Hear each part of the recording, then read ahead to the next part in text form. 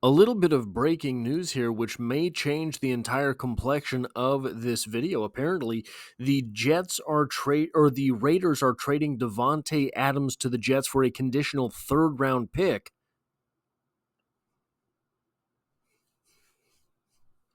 which could be a second-round pick and could be a first-round pick if he is an All-Pro this season. However, we're heading into Week 7. It is unlikely that he is going to be an All-Pro from this point forward.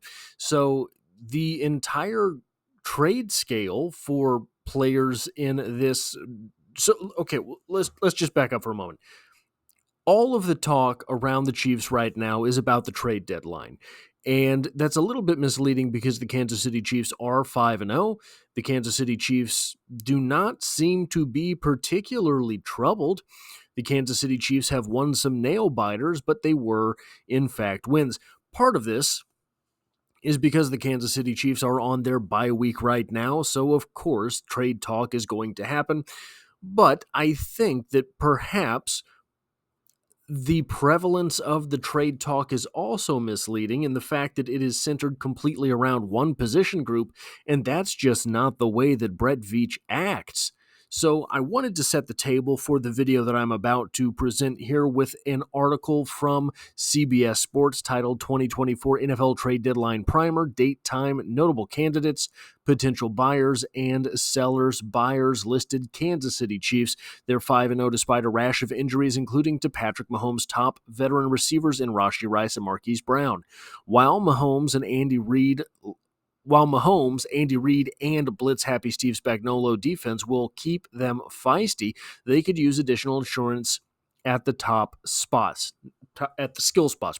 Now, I wanted to set the stage there because I also completely stole some of the names we're going to talk about later in this article from a different person's article, and I completely forgot where they came from. But I don't think that the Kansas City Chiefs are simply going to be in the market for a wide receiver because that's not the way that the Kansas City Chiefs act. General Manager Bret Veach is constantly trying to set the Kansas City Chiefs up for long-term success, and in doing so, he has traded for a multitude of positions. He has acquired players at a multitude of positions. Already this season, we saw the Kansas City Chiefs trade for Cameron Thomas, which apparently they just traded for him because they like his name. He's not playing football. We'll get to that later. But I think that what Bret Veach is going to do is look for value picks. He's not going to simply go out there and wave the name of wide receivers out from under different general managers. He's going to try to make things work for this team, not just for this season. So I wanted to look at some of the things that the Kansas City Chiefs may have to be able to move. Well, right now, rumors are swirling for some reason the Kansas City Chiefs are going to trade Samaje Perine. But running backs traditionally in this passing league have very little value, so you're not going to get a whole lot in return. Also, the Kansas City Chiefs lost their star running back, and instead of turning to Samaje Perine, they turned to an undrafted rookie free agent.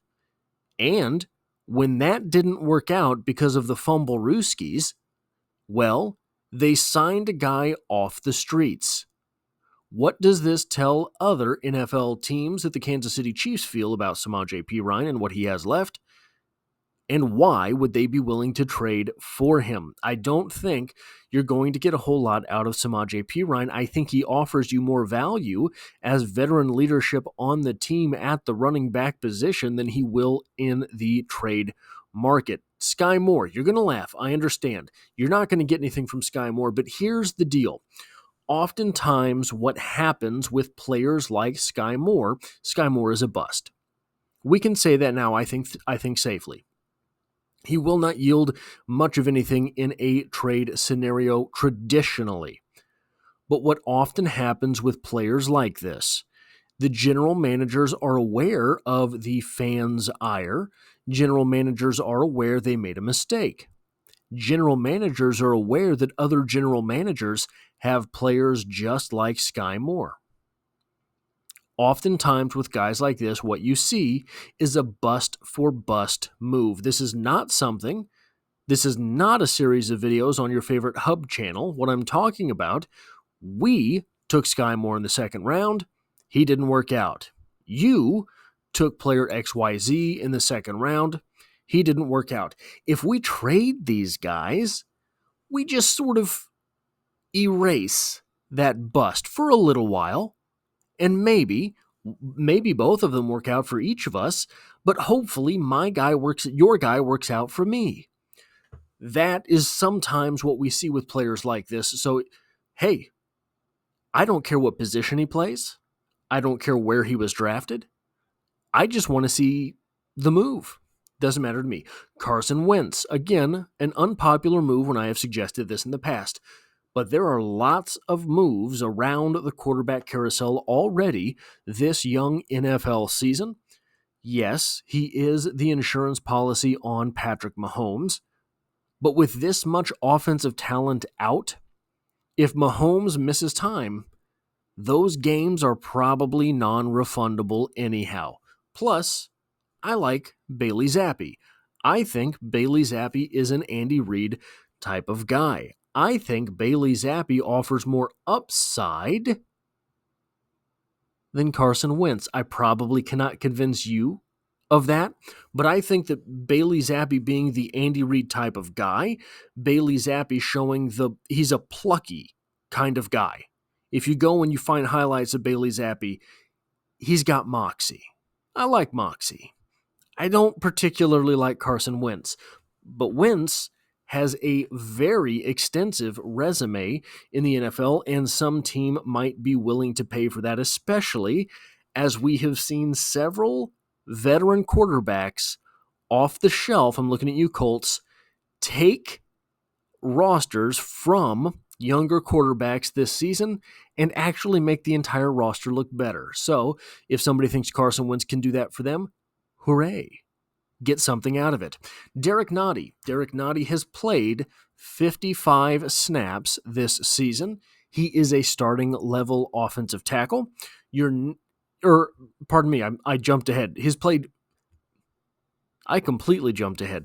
Derek Nottie has played 55 snaps so far this season. He is not going to get you a whole lot in return, but if you're moving this player to any fan base in the NFL, you get to sell the fact that they are receiving a Super Bowl winning defensive tackle. You get to sell some things to your fan base, even if it's just a small win for you in the trade.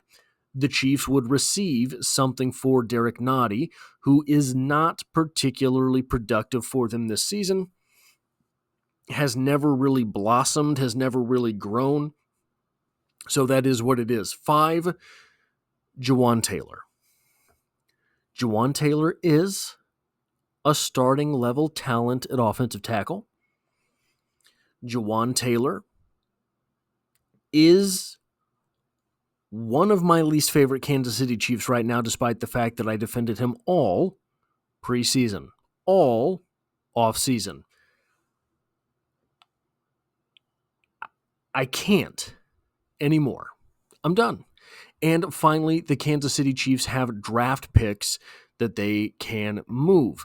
I don't think we see the Kansas City Chiefs trading anything too high up in the order unless they get something extreme for the value. Now, if Davante Adams was moved for a third-round pick,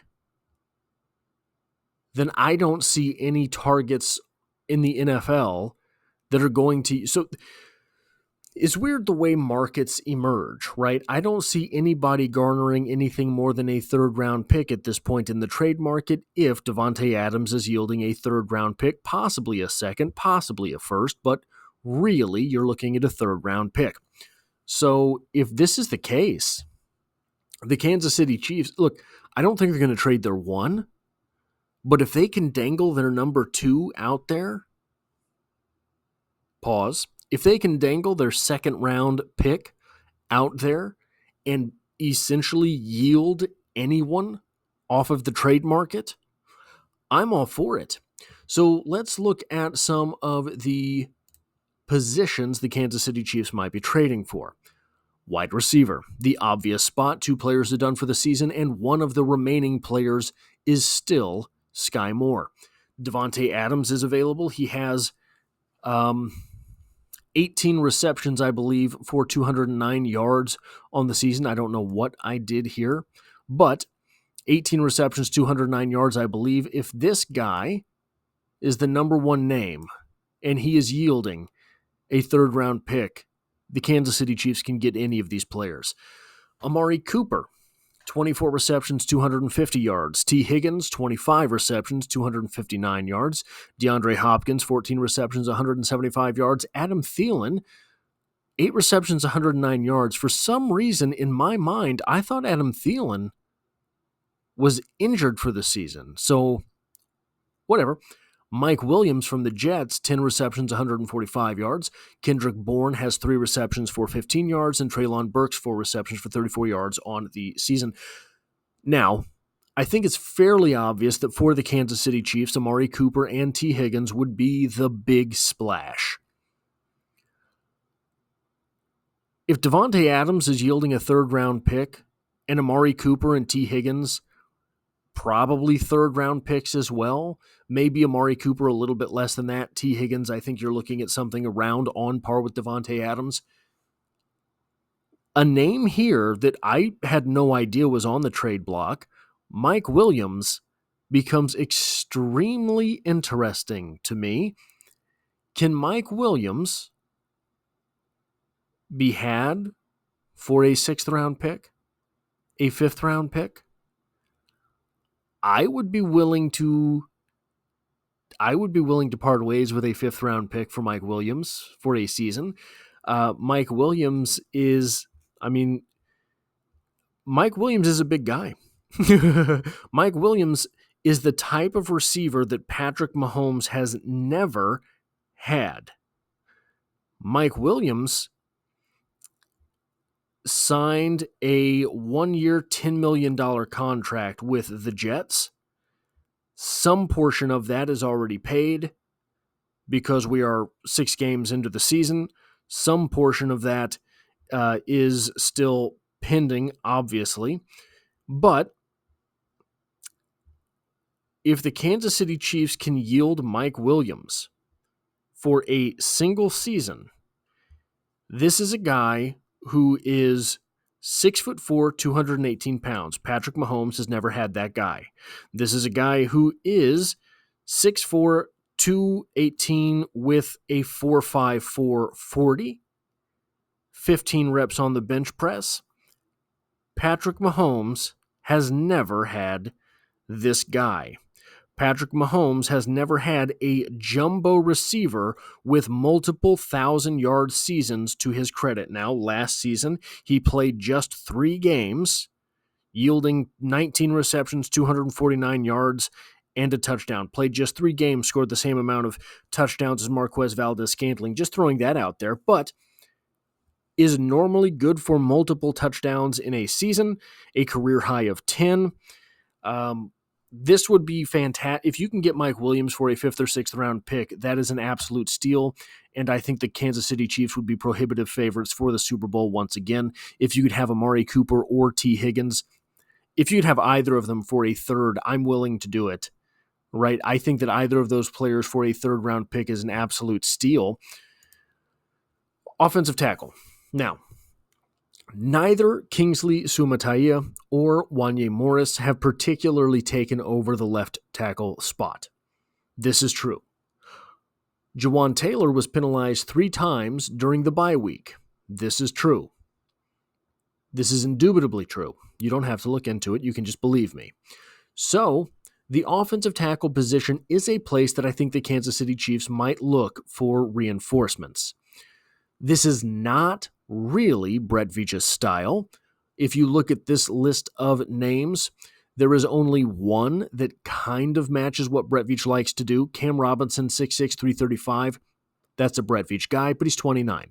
Braden Smith, 6'6", 312. decent, but he's 28. Not a Brett Veach guy. Joe Noteboom, 6'5", 300 pounds, 29 years old. I had no idea was an NFL player. The last name Noteboom is incredible. Walker Little, 6'7", 325, 25 years old. That's kind of a Brett Veach name. He has sub 34-inch arms despite the fact that he is 6'7". He is looked at as a bit disappointing in his NFL career. I don't know that this is the type of guy Brett Veach wants to bring in Walker Little. I don't know what the asking price would be for Walker Little. If you are looking at offensive tackles and what they can do, you're looking at a guy who is not very different from the type of talent you have on your team. You're looking at a guy who has played just 32 snaps thus far this season. I don't know what he would bring. So obviously there are going to be more names on trade lists than this. This is just kind of what has been circulated out there in the media. But Walker Little might be an interesting name from what if you're trading a conditional pick for him. If you're saying if he finishes the year on the team, we'll give you a 7th. If that's the trade, I think you make it. If you're guaranteeing a 5th round pick, I don't think you make it. It's just so hard to understand where the sort of markets are for these different players, right? Also, I do think Walker Little would have some versatility towards guard. So if you're looking for, you have Hunter Nourzad, who has guard center versatility. You have CJ Hansen, who has guard center versatility. If you have Walker Little, who provides you tackle guard versatility, the same way that I think Wanye Morris and Kingsley Suamataia would give you guard tackle versatility, that's something that's interesting as well. Edge.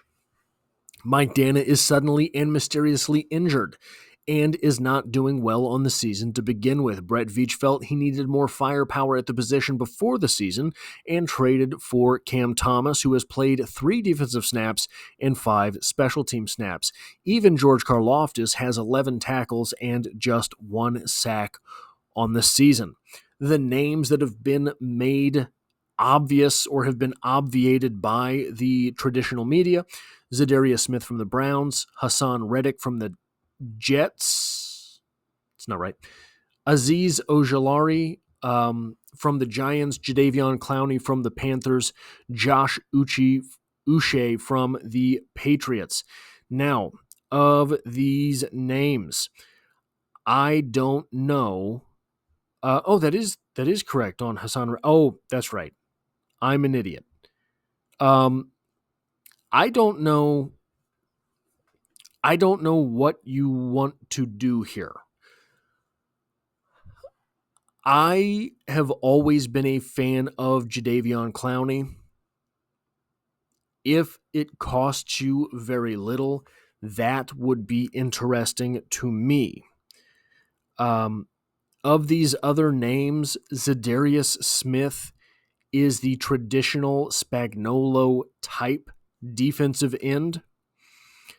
He is a guy that this season right now has 2 tackles for loss, 16 total tackles, 3 sacks on the season.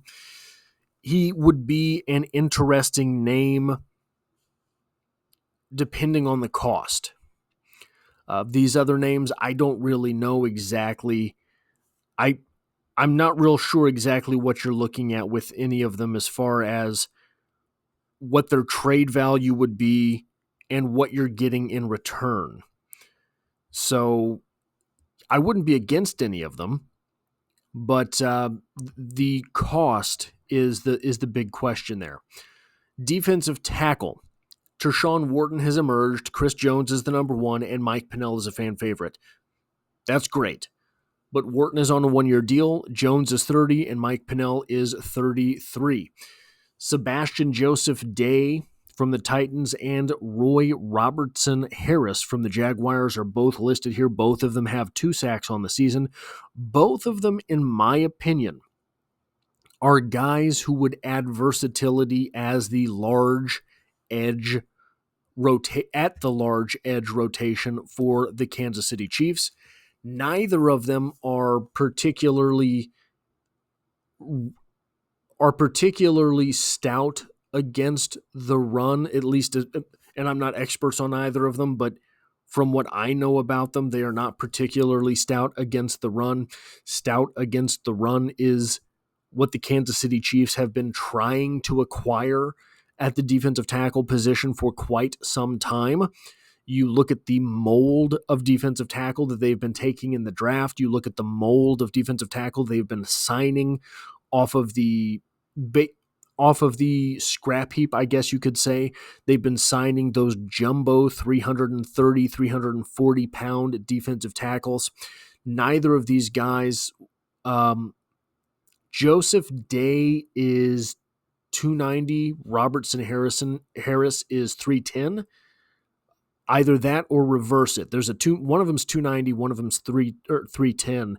There are 6'4" and 6'5" respectively, I believe. So they're big guys, but they are more athletic than they are stone walls. So this season, the Kansas City Chiefs have kind of seemingly thrown their hands in the air and said, well, Tershawn Wharton is not a run stuffer. Tershawn Wharton is not a great big guy. In fact, he's undersized, but he's real mean. So we're going to go ahead and put him out there with Chris Jones, and it's worked. And it's worked better than it did last season. Maybe they're all right at that position. Maybe they like what they have. Maybe they could end up flipping Derek Nottie for one of these other defensive tackles that are out there. In sort of a, maybe he works out for you, maybe this guy will work out, maybe your guy will work out for us, maybe our guy will work out for you type of deal. The trade market in general is extremely interesting this season because Brett Veach has been so aggressive this year. Brett Veach has gone out and added talent in free agency. He was aggressive moving up in the draft.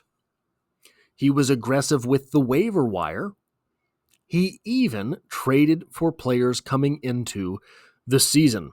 I see no reason to believe that Brett Veach is not going to pull the trigger on at least a trade at the trade deadline.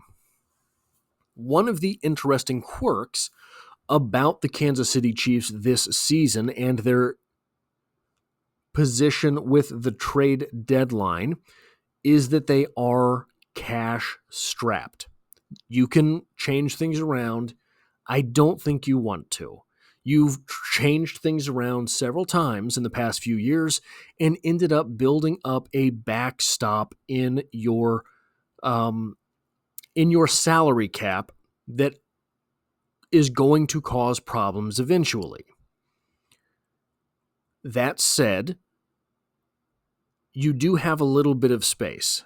So the interesting quirk to this is that the Kansas City Chiefs might be staving off to make a move right at the deadline because of how many weeks you are passing off that salary to the prior team.